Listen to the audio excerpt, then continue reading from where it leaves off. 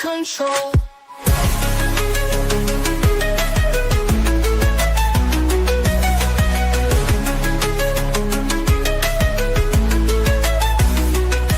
Politicians and celebrities make deals behind closed doors, promises broken, and their income soars. Hidden agendas run the grand parade.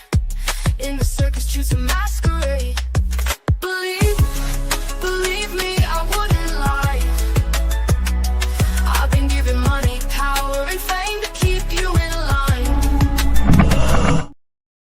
Welcome, everyone. I hope you're having a wonderful, what day is it? Today is Wednesday. All right. Well, I don't have a job, so I don't have to know what day it is. So anyways, today we're going to be talking about how to avoid looking worse after you get married and you have kids. This is a very common occurrence. And I know the internet likes to roast people who gain a little bit of weight or a little bit more tired looking, or they lose their hair or their hair turns gray, or maybe they start dressing more lazy or whatever. Things do change to your body, especially in this country if you want to have kids. So there are some things you can consider. There's a lot of things you can do to prepare yourself so that this is less likely to be so drastic or dramatic or happen to you. There's lots of things we can do, but the most important thing you have to consider is these things need to be discussed before you have a marriage or you have kids with anyone. You cannot and you should never, absolutely never go into any relationship with unspoken expectations. Do not do that. So this topic came up because, I was hanging out with some friends and they have gained a lot of weight and their husbands are on top of them. But then it's a two-way street, and we're going to get into that. There's a lot of different things that happen when you get married, and there's a lot to consider. And the problem is if you marry the wrong person, or if you are too scared because you really want to get married, or you're just like, my clock is ticking, I just have to pick anybody, then you're going to get into a bad situation. And we want to avoid a bad situation. We want to avoid people, having problems after kids come. That makes things really difficult. So, all right, shifts that can affect you, that can change how you look and how you feel and how you act, and maybe even your entire personality, would be your sleep, your exercise, stress, how you take care of yourself, how much time you have to take care of yourself. There's a lot that goes into this. So these changes are very well documented in the United States, all right? So research and statistics, particularly around the weight gain, the sleep deprivation, reduced physical activity, and the chronic stress that comes with having a family, all right? It does have a direct effect on how people look. Like wonder of all wonders, right? Like who would have thought that not sleeping is going to affect how you look and feel? It's so weird. Anyways, so evidence shows postpartum women rated themselves less attractive about 19 to 29%, right? And that new parents experience a rising appearance insecurity. Women report feeling less attractive after having kids. Obviously, your body has gone through it. Do you know how many nutrients get sucked out of you when you have kids? A lot. And that affects everything. Okay. Some guys actually do report feeling more attractive after they have kids. That's kind of nice for them. I say that in my experience, my personal experience, I have seen both. I have seen couples where usually the girl looks less attractive. I'm just going to be honest. All right. I'm just going to be honest. The girl usually looks less attractive, or they both look about the same. Right. And I feel like those relationships have a very specific setup, which we will get into. And then there's ones where the girl looks worse and the guy looks better, right? So that's a different dynamic. So these are three different dynamics, okay? Completely. All right, so marriage in and of itself can lead to a modest weight gain. Women, a little bit more than men. In one US study, they found after 2 years, uh, women can gain, I think it was up to like 10 pounds or whatever. Okay. Physical activity. Once you have kids, parents will lose about 4 hours a week of sleep and physical activity opportunities. So that's a big thing. If you exercise 4 hours less a week, if you sleep 4 hours less a week, this is a huge, huge change in your entire body composition. Your mental health completely is going to shift. There's just no two ways. We need specific things to function. And if you take that away, boom, it's not going to work out. Then you have the fact that we have a huge uptick of people splitting the bills, which means they are both working, right? And that is generally fine in immigrant households because generally immigrant households are set up to be multi-generational. So you're going to have retired parents or grandparents or great-grandparents that will help with the childcare, right? American culture. So once you are no longer an immigrant, once you're like second, third, fourth, fifth generation, it becomes very hyper individualistic and very much focused on the nuclear family. Once this shift happens, that's where you get these breakdowns in your body from all the stress because you're doing it by yourself. There's no village, there's no family, there's nothing to help you. So you have to set yourself up for this very niche American nuclear family experiment because it's not real. So, okay. The other thing is we call this the sandwich generation. This is the age like around the 40s, right? So your 40s are going to be, and you have to prepare yourself for this. Your 40s are going to be the most stressful times of your life, right? So this is when your happiness is going to plummet. Why? Because both sets of grandparents are going to be needing support. They're going to be deteriorating. They're going to be needing help. So you're going to be shifting from taking care of yourself to then taking care of young children to then taking care of aging parents, all right? And since we're having children in this country much later, a very sad thing that is happening is these things are coinciding when they never were in the past. So we used to have kids in our 20s, so our bodies could bounce back. We could function on less sleep. We were more able to handle working really hard, not sleeping a lot. Because in your 20s, you can get away with that type of stuff. You're still healthy. Your nutrients haven't been depleted as much. You can go, go, go. But instead of using that time to focus on your kids, we're using it to focus on a career and binge drinking or whatever the hell people are up to when they're in their college years or their early adulthood, which is an extended adolescence, if you ask me. But if you're wasting your healthiest years on that and not your family, now you're going to have to postpone it to when you are starting to degrade physically. So you're starting to degrade physically and mentally, and then you have the added burden of your family members needing help, needing assistance, maybe needing you to check on them, take them to doctor's appointments, help them sort through their medications. We have a huge uptake in people with Alzheimer's and dementia in this country. It's a big problem. We like to pretend that it won't happen, but it's almost 50% chance now that when you get older, you're going to have this. Unfortunately, this country is like that. All right. So that is why your 40s are going to be the most stressful time. If you were lucky and your parents were a little bit younger, that could get pushed into your 50s, but it's still going to be a stressful time. And then if you have parents who just didn't care about their health, it could even happen earlier. We don't know. So, all right, let's see. When you are single, the average American, they're going to be either living with their family before they get married, or they're going to be living with roommates, or maybe in a small apartment or something like that before they get married. when you were only taking care of yourself, it's a lot less stressful, because if you don't want to do something, nobody's going to make you do it. If you don't feel like cleaning, nobody's going to make you do it. Nobody's counting on you to cook. Nobody's counting on you to clean it at a specific time. You don't have anyone else to care about.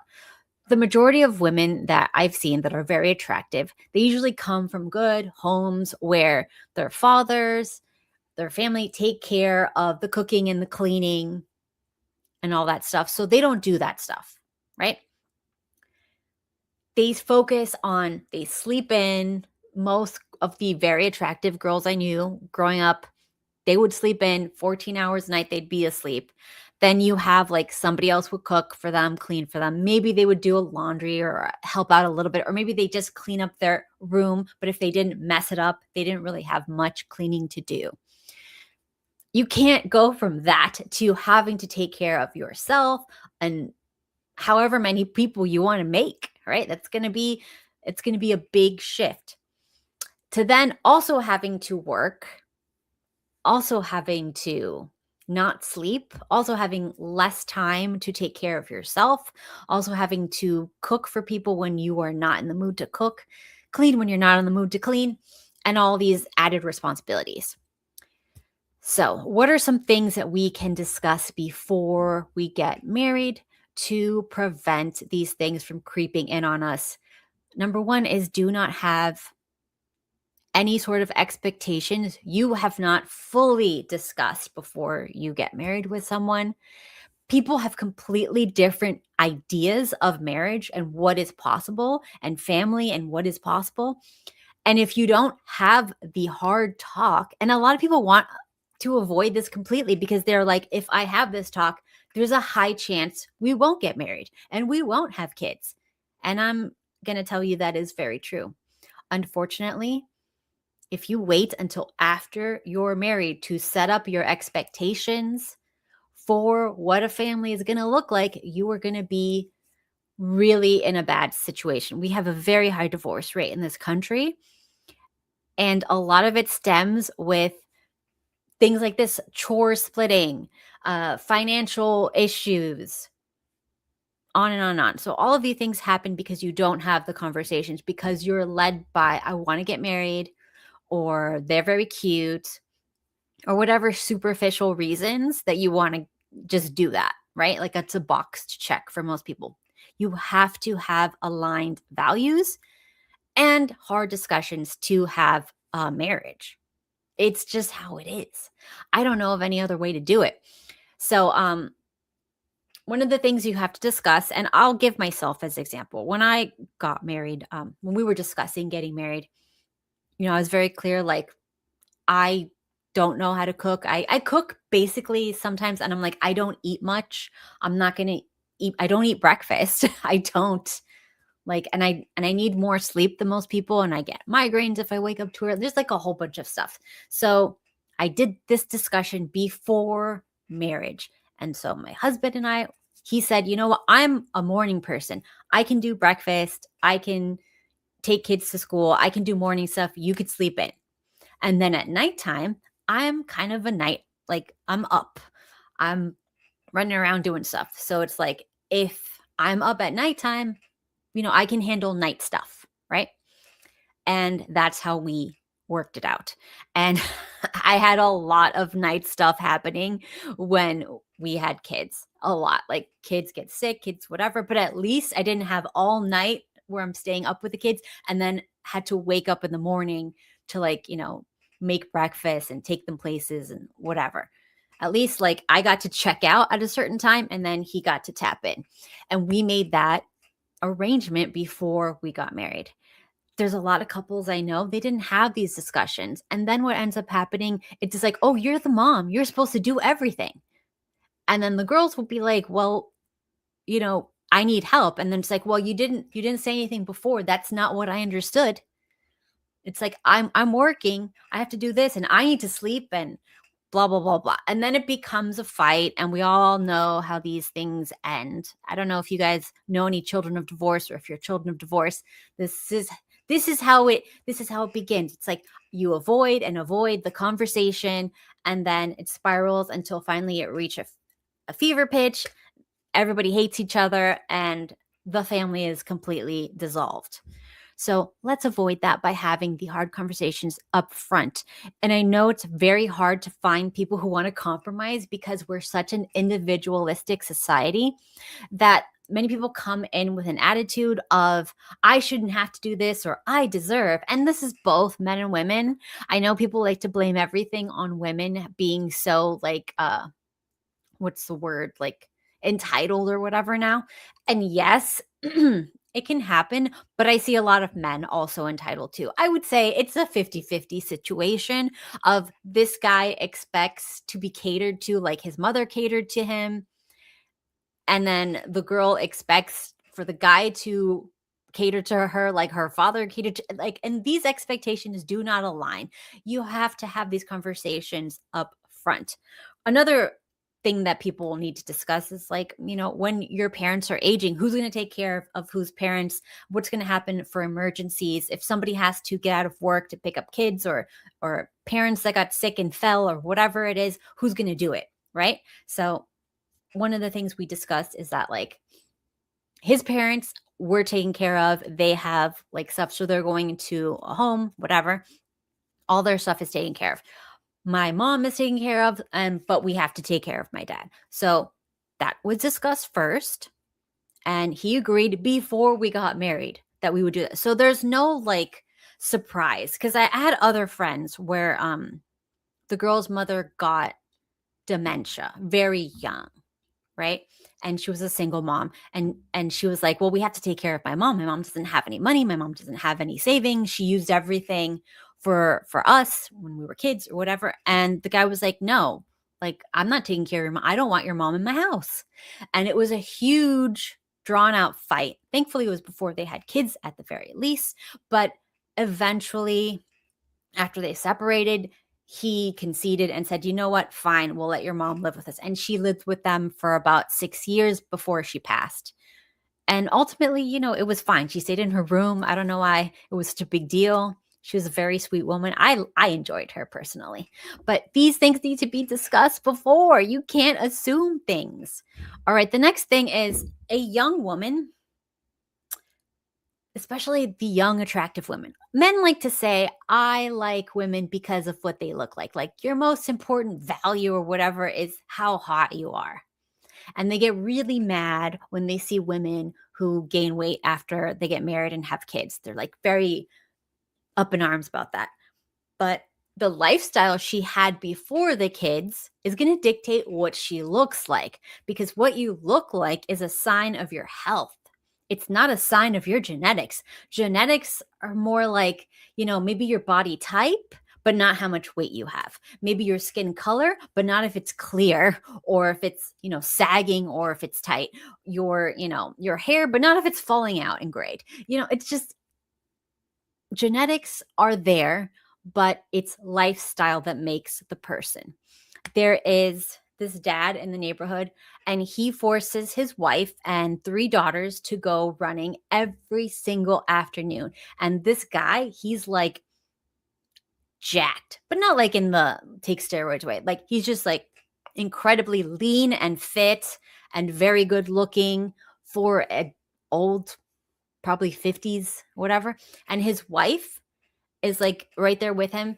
You can tell she does not want to run or walk or whatever like they do every day. And then the 3 daughters, they really are not about that life. But he is the leader of his family. And he's like, every day at this time, come rain or shine or blazing heat, we are out here. And you see them. And he's like, come on, girls. And he's making them and like cheering them on. And they're like kind of dragging their feet. But he's making them do that so that they have this habit every day. They eat a good, healthy dinner. Then they go and they do this. And, like, that's freaking inspirational. We need more fathers like that who take the lead in the family. If you want your hot wife to stay hot and lean, you got to be very supportive and helpful for that. You can't be like,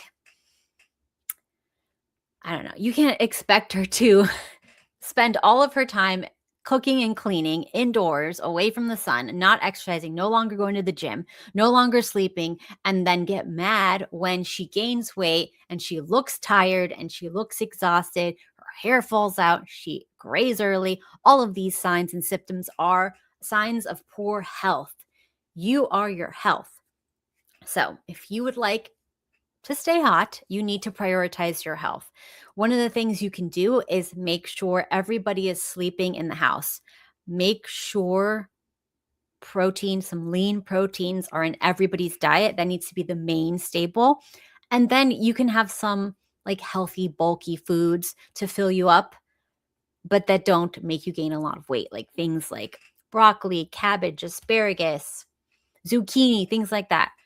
And then have a very small amount of carbs because you need some amount of carbs if you want to sleep. I usually have my carbs with breakfast, a small amount, and limit the sugar. If you do that during the week where you have like a very bland, boring, healthy diet, then on the weekends, you can go to a cafe, you can go to a restaurant. Once a weekend, you can totally do that. Once or twice a weekend. Let's say you do like a brunch and a dinner on the weekend, and you can do whatever you want, even order some dessert if you want on the weekend. But during the week, no snacking in the house. You can't do that. A lot of couples, they get cozy. And when they get cozy, they want to have something sweet. They want to have a salty, crunchy snack. They want to sit and veg out on the couch. You can't be doing that if your priority is comfort. By all means, get chunky together. If you guys are okay with being chunky together, and many people are, and many people are very happy like that, that's fine. But if you're going to be complaining, oh, they gained so much weight, oh, they don't look like how they used to, or they're not keeping themselves up. If you're going to complain, you have to be in control of yourself and encourage them. That means you don't have snacks if they don't have snacks, and they don't have snacks if you don't have snacks. So nobody has snacks. There is no snacking. We didn't used to have snacks in this country. It was something that creeped in. I remember like when I was young, whatever, there was no such thing as a snack. There was no dessert. There was no sweet treat. You got a dessert on like the rare occasion you went to a dinner. It's somebody's birthday, right? Like kids would love going to birthday parties because it was their one chance to have a slice of cake. It was one slice, not a whole cake. And like, that was it. It wasn't like every week or every meal. You didn't have a sweet treat. You didn't have snacks. You didn't have chips. You didn't have all that stuff. Like that came in later. And we might have had popcorn come in, but most of the time it was just salt. And then they started adding the butter, and that went to hell really quickly. So just chill out with the snacks. Chill out with the comfort foods. Do outdoor activities together. So, one of the things women need to do, especially if they've had kids, is to relax. And I know guys, maybe they don't need that as much. Maybe they can relax with video games. I've noticed like guys, you guys can relax sitting and watching your video games and screaming and cursing at the television. That's your thing. Or watching some like shoot 'em up, bang, bang type of movie. That's your thing. No judgment. You guys relax like that. Women need things to lower their cortisol. The only thing that lowers cortisol is oxytocin for women, not for men, because you can get like dopamine and stuff like that to calm you down. So if you want her to be calm, she needs to have massages either from you, or you pay for her to go once a week and get a massage, because physical touch releases oxytocin, which calms women down so that they can go to sleep, and then they can get rested and rejuvenated and look better, all that stuff. So I would say massages. If you can't afford it, you got to do it.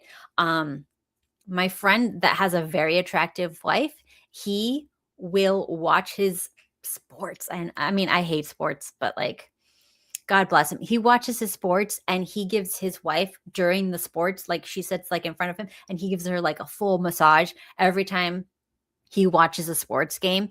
And so like it's something for her. He gets to do whatever, watch the the sports because he's doing that usually on the weekend, which they're supposed to be spending time together as a family, whatever. But at least she's getting something. So she's taken care of. She's getting oxytocin. She's calming down. He gets to watch his game. He gets to feel like he accomplished something because that's how men calm down. They feel like they accomplished by watching other men actually accomplish. I don't know. It's weird. Humans are weird animals. So anyways, that's how it works for them. Now, she looks great. I would definitely suggest massages if you would like to keep women from getting especially bloated and water retention. Massaging women helps flush all that fluid from their bodies. If your girl is just a little soft and might have like a little bit of a double chin, she probably needs a lot of physical touch massages, right? Massages. Just 30 minutes a day when you guys are winding down or before you go to bed or whatever. It's a nice thing to do. Helps calm the ladies down. If they cannot do that, they need to be in isolation, probably in the sun. So that's why, single women, you'll notice they usually go by the pool, they go by the beach, they kind of lounge around places like women like to lounge. And that helps lower their cortisol and keeps them looking good and glowing and healthy. You want them to be healthy. So, okay, so there is that. The next thing is, I've talked about this a few times. There is such a thing as girl dinner. Girls are smaller than guys. So much so that like when I do my calories per day, I think because I'm tiny little person, I only need maybe 1,000 to 1,200 calories tops if I'm very active a day. Like it's really not much food. I can't be eating a lot of food. So I have a very tiny little portion of food. And my husband has this huge, he's like, 2.5 times my size or something. I don't even know. He requires so much more food. Just being a guy means you need more quantity of food. So I have to, like, his portion is like a huge thing and he's thin eating this. And then my portion looks like, I wouldn't even say like a toddler's portion. It's just like it's very tiny. And I, do the calorie thing. Like I check everything. And yeah, that's about all I can eat. It's very sad. So I try to make it mostly protein, lean protein, and, some like fibrous, low calorie stuff like that. So that you can feel like you're eating a lot of food, even though you're not really. So that's what we do. But I will see a lot of girls when they get married, they will have this big meal. Like they would have never cooked that much food for themselves by themselves. But now that they're married with kids, they cook these big meals and they give the same proportions to themselves as their husbands. And I'm here to tell you, even if you're the same height, that's a no. You need to work out how much calories you spend, how much calories you burn before you start making proportions. And you need to, at least every person should, for maybe 3 or 4 weeks at least, count out all your calories. Get one of those little apps, count it out, measure it out. I know it's really annoying and everybody thinks they have an idea of how much calories that they're eating. And even I, who was like, I eat super healthy, I'm super fabulous and wonderful, when I actually did the math, I'm like, oh yeah, that's why. And then the amount of calories I can actually have is so minute, so tiny that, it's just like we're so used to seeing these big proportions on television, shows, whatever. They're trying to get us to eat and overconsume and blah, blah, blah. And then we think this is a normal thing. And then you go to other countries and they give you these tiny little things and you're like, is this an appetizer? What is this? Is this tapas? And they're like, no, this is your whole dinner. And it's very shocking to Americans because we have been conditioned to live in plenty, and it's not even healthy food. Most of the stuff we eat is trash, but it's a lot of trash. So get the idea that you think you know what's healthy and you know what you're eating and what calories are coming in and out. Get that idea out of your head because you're wrong. Unless you are like an Adonis right now, you don't know anything about calories. You never did the work, right? We all assumed, but this is a healthy food. It's chicken and rice. It can't be that bad. It looks small enough. No, you're wrong. It's way less than you think it is. Anyways, so that's the other big thing. The next is a lot of moms, when they're cooking for their kids, they normally would not be eating those particular foods, because when you have young kids, you want to have you have this fantasy that you're going to make them eat healthy foods, whatever you want them to have. And they're not, because grandma's going to come over, introducing them to some trash. And, maybe they have to go to preschool and the schools can introduce them to some trash. And they go to kindergarten, the kindergarten's going to introduce them to some trash. So it's not going to be perfect to what you want. And I have seen kids protest and not eat for a very long time, to the point where the parents are like, just give them a chicken nugget, even though it's super processed. And I want them to have the chicken breast that was organic and pasture raised, blah, blah, blah. But just give them the stupid chicken nugget. Like you can get that way when you're a parent, especially if you guys are both working, you're tired. Nobody wants to sit around and fight with a toddler. It's very draining. If we didn't have to put kids in school, if you get to be a stay-at-home parent, you can do it. The second you have to put them in school, it's going to be difficult to maintain whatever diets you want them to have. Just letting you know. You can fight me on that, but it is what it is. People get humbled. Anyways, so physical activity drops a lot when you get into a relationship, and it's because the drive to go out and seek a mate goes away. And with that, a lot of your drive to exercise goes away. So one of the things you can do is get the mentality that this is a habit. This is not something I do for a set goal. This is a habit because I want to take care of my grandkids and hopefully my great grandkids, right? I want to be able to help future generations. So I need to take care of this, because this is the only one I got. It's the only body I got. So I got to make sure it looks and feels and works and functions optimally.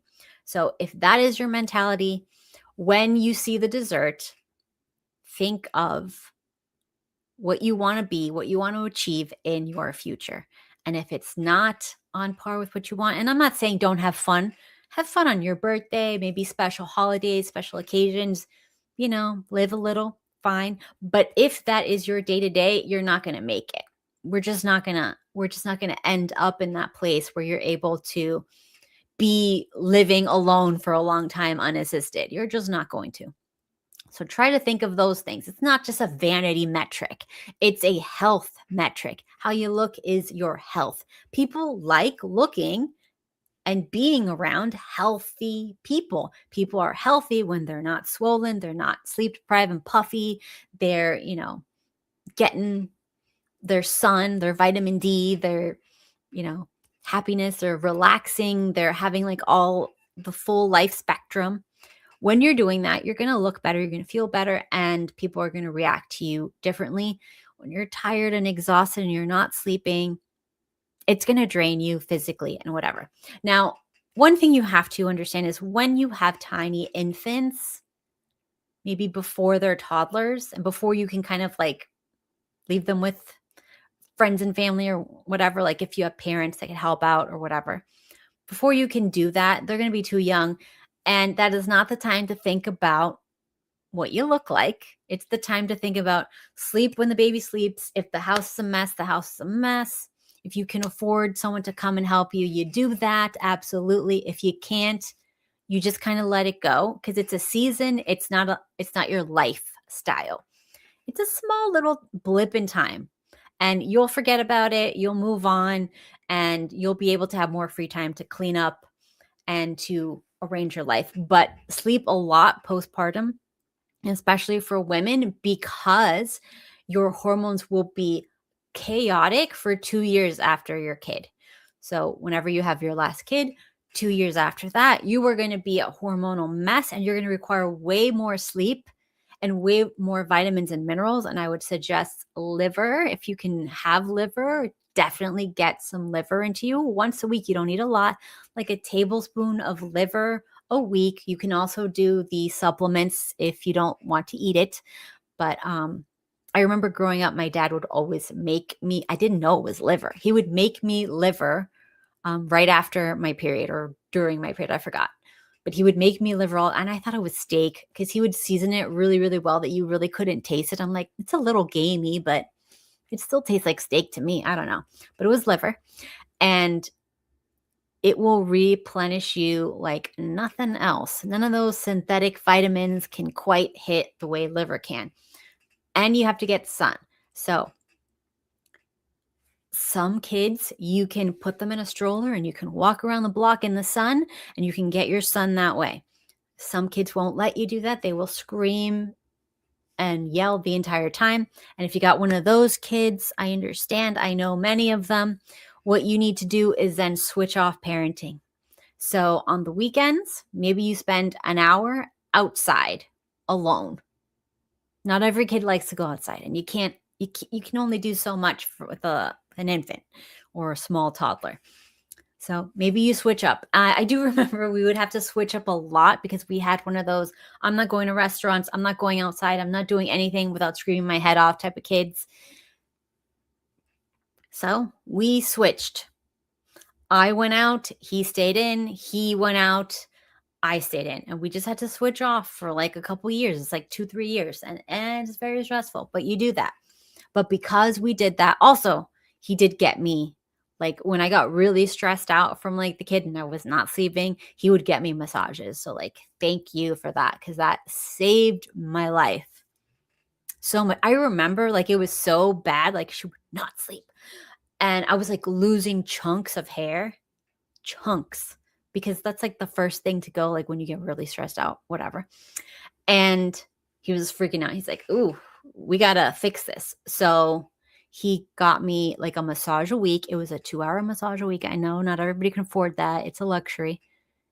And it just started growing back. And like my health came back. And it was just like one little thing we added. So if you can do it, I would suggest doing it. It's really stressful sometimes. And then sometimes you get like the perfect child, and then you look around at everybody who's stressed out and you're like, what's wrong with you guys? So you never know what you're going to get. It's a surprise. It's a fun surprise.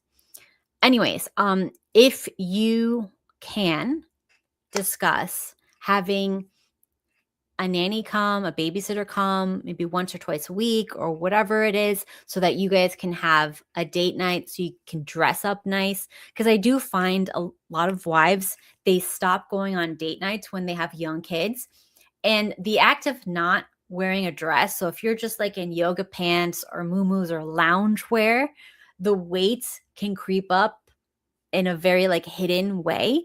But if you are going out and having to dress cute at least once a week to go out with your husband to maintain a relationship, then you would notice that quickly on your body. And then you don't have to tell your wife anything. If you take her out places and she's trying to put on her clothes and it's not fitting and you catch it early, she can figure it out herself.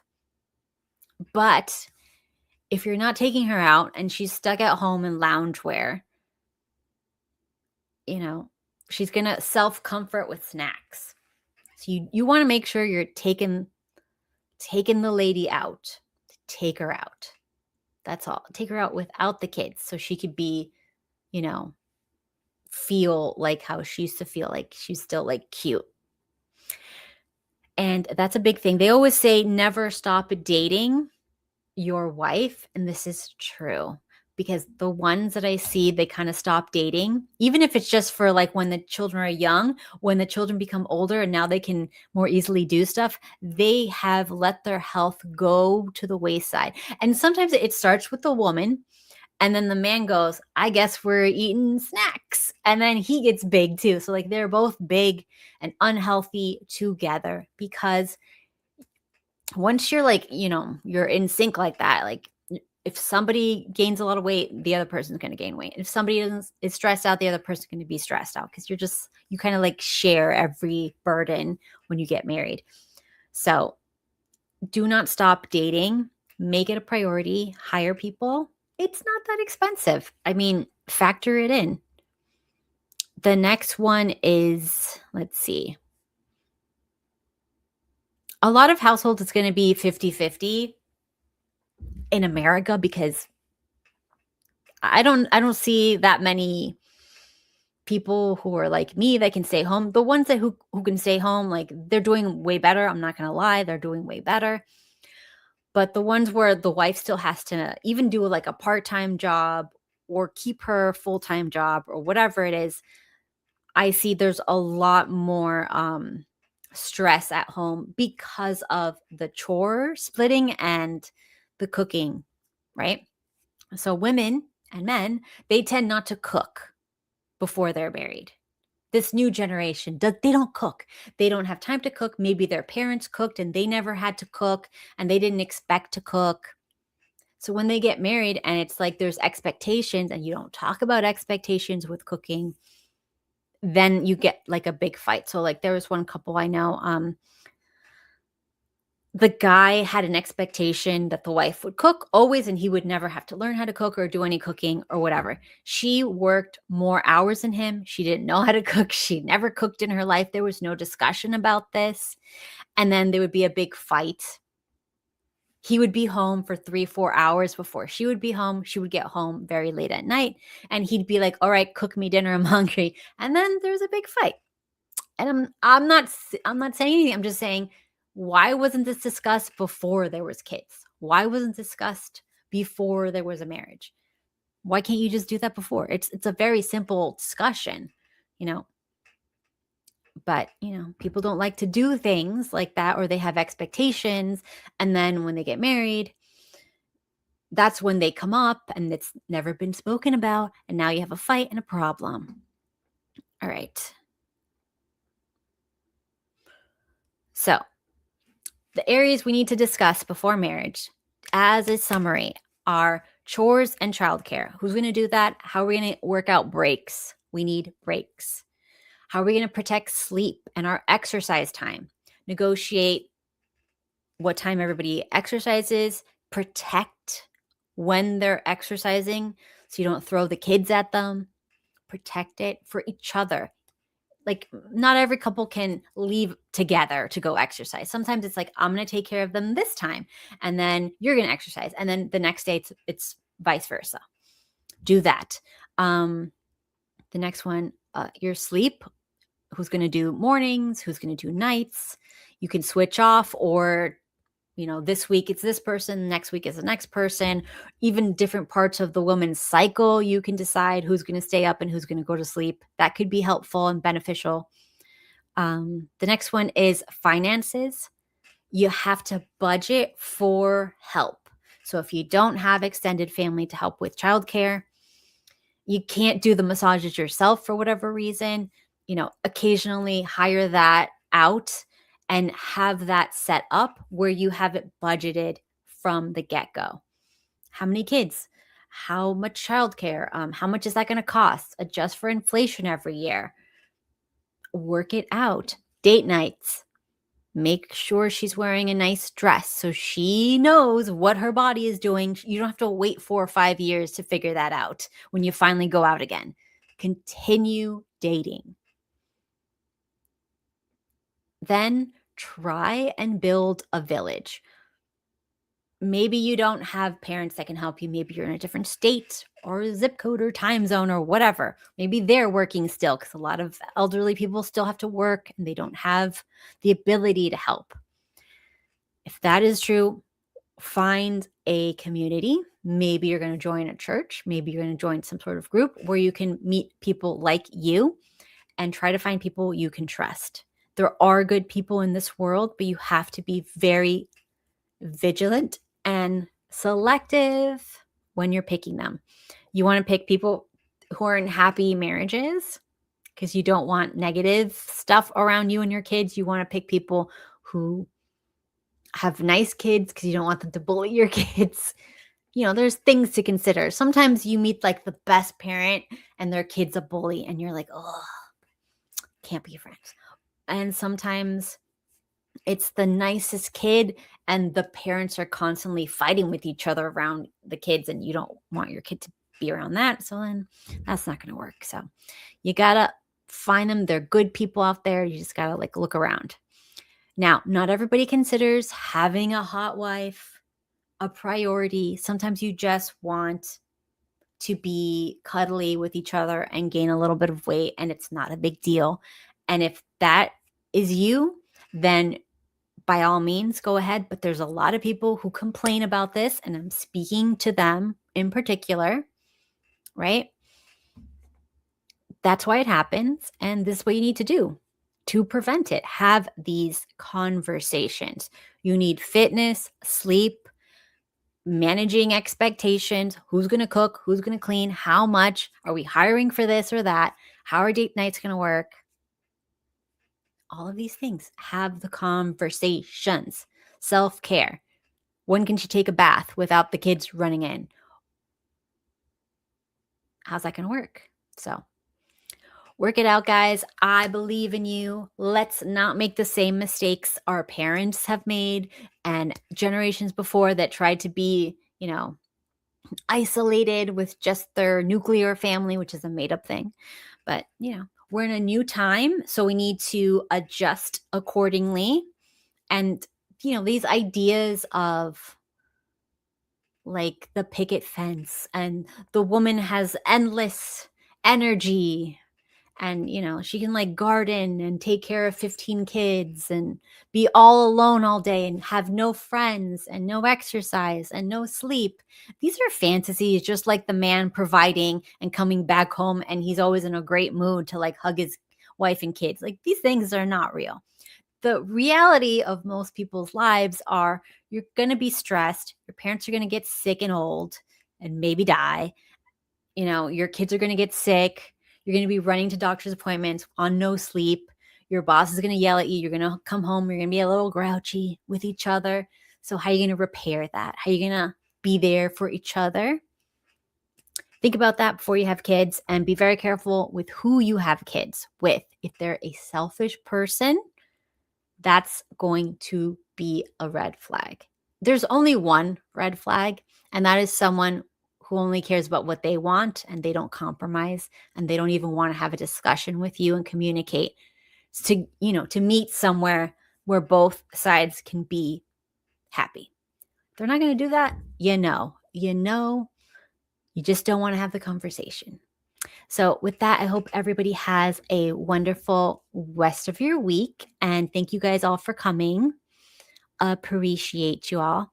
And I will see you next time. So like, subscribe, and share. And see you next time. Oh, and also, if you need any help with your hormones, any professional supplements, anything for tracking your hormones, we have a tracking device. It's really good for women to see when you're ovulating, when you're going to get your period, if you're ovulating, if you're not ovulating. So you can track your symptoms too. Like I used it to track my migraines back when I was getting a lot of migraines. All of that can be done in the description box. Also, join the Discord server. It is a good time. And I will see you all next time.